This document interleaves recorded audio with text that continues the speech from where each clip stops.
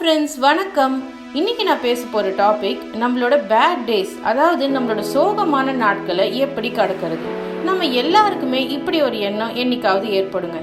நமக்கு மட்டும் எதுவுமே நடக்க மாட்டேங்குது, நம்ம நினைக்கிற மாதிரி எதுவுமே இந்த வாழ்க்கையில் நடக்கல, நமக்கு மட்டும் ஏண்டா இப்படி நடக்குது, இப்படி எல்லாருக்குமே ஏதாச்சும் ஒரு காலகட்டத்தில் ஒரு எண்ணம் ஏற்படுங்க.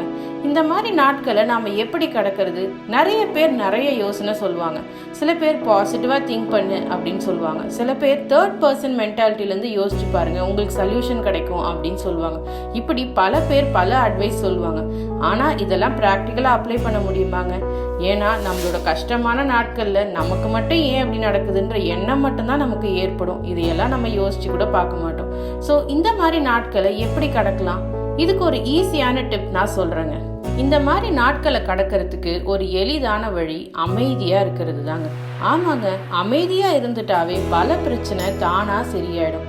நாம் எப்பயுமே என்ன பண்ணுறோன்னா, ஒரு பிரச்சனைன்னு வந்த உடனே அதை பற்றி யோசித்து நம்ம மனசில் ஒரு பெரிய பிரச்சனையாக அதை உருவாக்கிடுறோம். இல்லை அதை பற்றி பேசியே அந்த பிரச்சனையை வேர்ஸ் ஆக்கிடுறோம். இப்படி ஏதாச்சும் செஞ்சு நம்ம அந்த பிரச்சனையை தீர்க்க முடியாத பிரச்சனையாக செஞ்சிடுறோம். இதுக்கு பதிலாக நீங்கள் அமைதியாக அந்த நாட்களில் இருந்துட்டா அந்த பிரச்சனை ஒரு 2 நாளில் தானாக சரியாயிடும். இல்லை நீங்கள் மறந்தே போயிடுவீங்க. இந்த அமைதியாக இருக்கிற நாட்களில் நீங்கள் என்ன செய்யலான்னா, உங்கள் மனசுக்கு பிடிச்சதை செய்யுங்க. உங்களுக்கு பிடிச்சதை சமைச்சு சாப்பிடுங்க. உங்களோட பிடிச்ச பழைய திரைப்படங்களை பாருங்கள். உங்களோட க்ளோஸ் ஃப்ரெண்ட்ஸுக்கு கால் பண்ணி பேசுங்க. ஆனால் இந்த சோஷியல் மீடியா பக்கம் மட்டும் தயவு செஞ்சு வந்துடாதீங்க. ஏன்னா நம்ம மனுஷங்க மென்டாலிட்டி எப்படின்னா, யாராச்சும் நம்ம ஃப்ரெண்ட்ஸ் லிஸ்ட்டில் ஒரு ஃபோட்டோ போடுவாங்க, உடனே நாம் என்ன நினைப்போம், நம்மளை தவிர எல்லாரும் சந்தோஷமா இருக்காங்களே அப்படின்ற எண்ணம் தான் நமக்கு ஏற்படும். ஓகே, நான் இப்படியெல்லாம் செஞ்சுட்டா என் பிரச்சனை சரியாயிடுமா அப்படின்னு நீங்க கேட்கலாம். நீங்க யோசிச்சு பார்த்தீங்கன்னா பல நேரங்களில் நாம தாங்க பல பிரச்சனையை உருவாக்குறோம். உதாரணத்துக்கு நான் ஒரு நிகழ்ச்சி சொல்றேன். இது பல பேர் வாழ்க்கையில நடந்திருக்கும். உங்ககிட்ட ஒரு ஃப்ரெண்டு வந்து இன்னொரு ஃப்ரெண்டு உங்களை பத்தி தப்பா பேசிட்டு தான் வந்து சொல்லியிருப்பாங்க. உடனே நீங்கள் என்ன பண்ணுவீங்க, அந்த ஃப்ரெண்டுக்கு நான் எவ்வளோலாம் ஹெல்ப் பண்ணியிருக்கேன், என்னை பற்றி இப்படி பேசிட்டாங்களே அப்படின்னு கத்தி அந்த ஃப்ரெண்டுக்கு கால் பண்ணி பயங்கரமாக சண்டை போட்டு ஃப்ரெண்ட்ஷிப்பே கூட கட் பண்ணிடுவீங்க.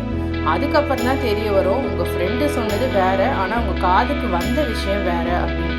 உடனே நீங்கள் என்ன ஃபீல் பண்ணுவீங்க, தெரியாமல் இப்படி திட்டி ஃப்ரெண்ட்ஷிப்பே கட் பண்ணிட்டோமே அப்படின்னு ரொம்ப வருத்தப்படுவீங்க. இப்படி தாங்க நம்ம பல நேரங்களில் பிரச்சனையே இல்லாத விஷயத்தை பெருசு பண்ணி அதை ஒரு பெரிய பிரச்சனையை நம்ம உருவாக்கிடுறோம். அதனால தான் நான் என்ன சொல்ல வரேன்னா, நீங்கள் பிரச்சனைன்னு வரும்போது முதல்ல அமைதியாகுங்க. அமைதியாகி அந்த பிரச்சனையை பற்றி யோசிங்க. அப்படி யோசிச்சாவே உங்களுக்கு ஒரு தெளிவு ஏற்படும். பிரச்சனையான சமயத்தில் பயங்கரமாக கத்தி அந்த பிரச்சனையை பெருசு பண்ணாமல் அமைதியாக இருந்துட்டீங்கன்னாவே அந்த நாட்களை நீங்கள் ஈஸியாக கடந்துடலாம். அதே போல் நீங்கள் கவலையாவோ இல்லை சோகமாவோ இருக்கிறப்ப எந்த முக்கியமான முடிவையும் எடுக்காதீங்க.